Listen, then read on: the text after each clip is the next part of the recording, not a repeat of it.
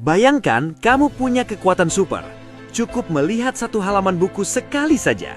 Dan tulisan itu langsung tersimpan permanen di otakmu selamanya. Terdengar seperti fiksi ilmiah? Tidak. Di abad ke-8 Masehi, kekuatan ini nyata dimiliki oleh seorang anak yatim miskin di kota Mekah. Namanya Muhammad bin Idris. Dunia mengenalnya sebagai Imam Syafi'i.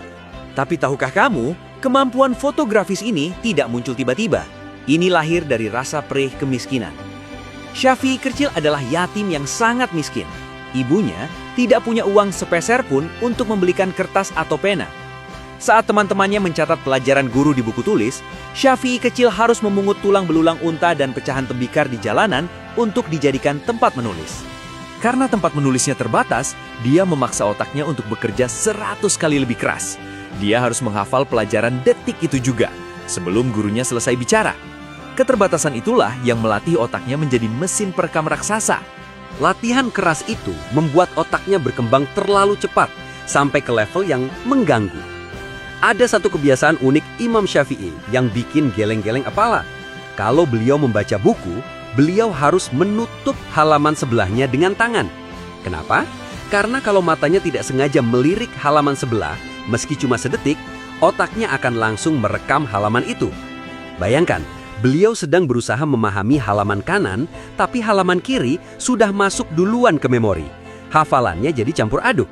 Jadi beliau terpaksa menutup mata sebelah demi mengerem kecepatan otaknya sendiri. Gila kan? Puncak kehebatannya terjadi di usia belasan tahun. Beliau ingin berguru pada ulama nomor 1 di Madinah, Imam Malik.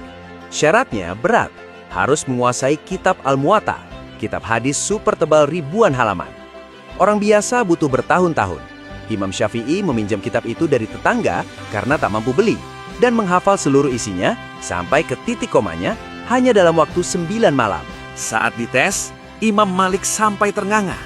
Bocah ini membaca kitab itu dari kepalanya tanpa melihat teks sedikit pun. Lantas, apa rahasia di balik otak super ini? Apakah vitamin? Bukan.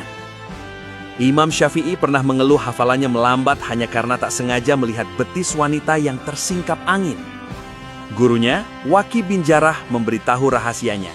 Ilmu itu adalah cahaya Allah, dan cahaya tidak akan mau masuk ke dalam hati yang gelap karena maksiat. Kecerdasan Imam Syafi'i bukan hanya soal IQ yang tinggi, tapi soal hati yang bening. Jadi, kalau kita susah menghafal atau susah paham pelajaran, coba cek lagi. Mungkin bukan otak kita yang lemot, tapi hati kita yang perlu dibersihkan.